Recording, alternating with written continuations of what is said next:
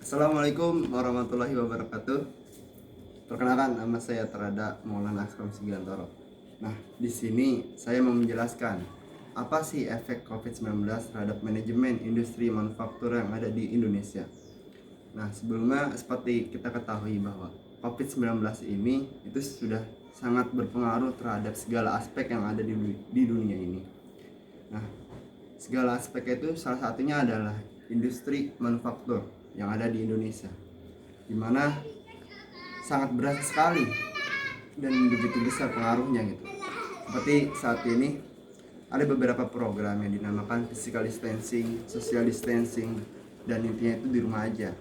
Nah, segala program ini pada intinya itu adalah program yang dibuat agar kita lebih banyak kegiatan di rumah dan mengurangi kegiatan di rumah itu sendiri. Nah, hal ini sangat berpengaruh terhadap industri manufaktur, di mana biasanya pada waktu normal kita sering berangkat kerja, pada biasanya kita sering beraktivitas di luar gitu untuk bekerja. Nah, ini sangat dikurangi gitu karena beberapa hal tersebut.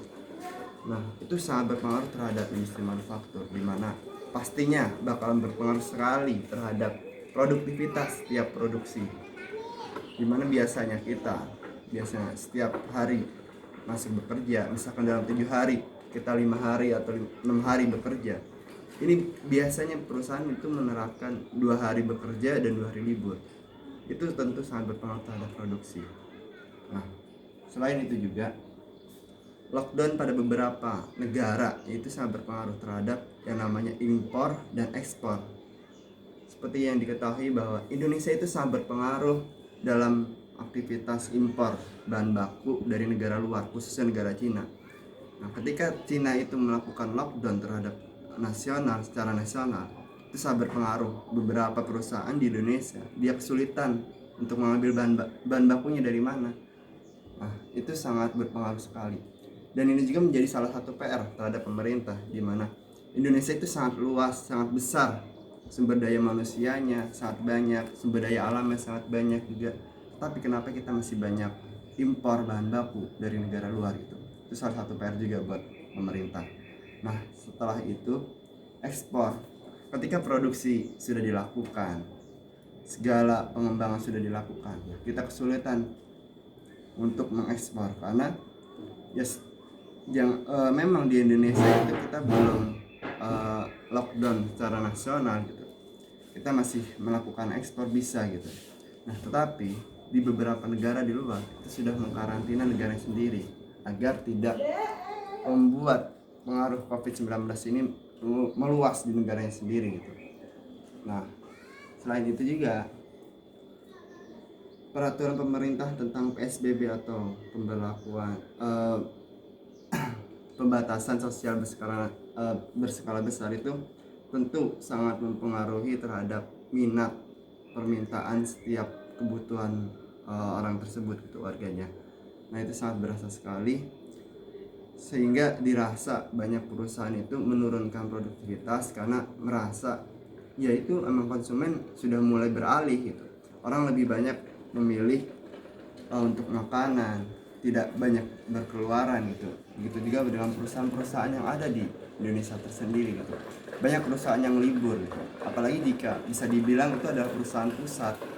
Tentu perusahaan di bawahnya, vendor-vendor yang di bawah itu bakal berhenti untuk mensuplai bahan-bahannya, produknya. Nah, selanjutnya yang sangat ditakutkan selanjutnya yang paling ditakutkan yaitu menjadi puncak dari efek COVID-19 ini terhadap manajemen manufaktur di industri itu. Jadi adalah beberapa perusahaan dia bisa mengalami yang namanya kolaps atau gulung tikar. Nah, tentu itu menjadi sebuah puncak permasalahan dari efek COVID-19 ini, yang pada nyatanya emang itu gitu. Di satu sisi kita juga nggak bisa menyalahkan gitu, karena emang keadaannya seperti ini, mau bagaimana lagi gitu. Nah, makanya beberapa perusahaan manajemen itu memikirkan bagaimana caranya yang terbaik hingga jangan sampai nih perusahaan tersebut mengalami kolaps atau gulung tikar, yaitu salah satunya dengan mem-PHK beberapa karyawannya. dimana PHK itu adalah pemberhentian hak kerja yang itu ya emang ditakutkan setiap karyawan, memikirkan bagaimana caranya agar perusahaan tidak mencapai yang namanya collab tersebut. Nah, dan jadi suatu ketakutan juga bagi setiap karyawan di perusahaan tersebut bahwa mereka tuh dirundung bahwa akan adanya PHK ini. Nah, makanya ya mungkin dari saya pribadi, kita berharap lah semoga pandemi COVID-19 ini cepat berakhir sehingga semua bisa kembali normal dan tidak ada lagi masalah seperti ini gitu. Nah, mungkin dari saya cukup sekian, kurang lebihnya terima kasih. Assalamualaikum warahmatullahi wabarakatuh.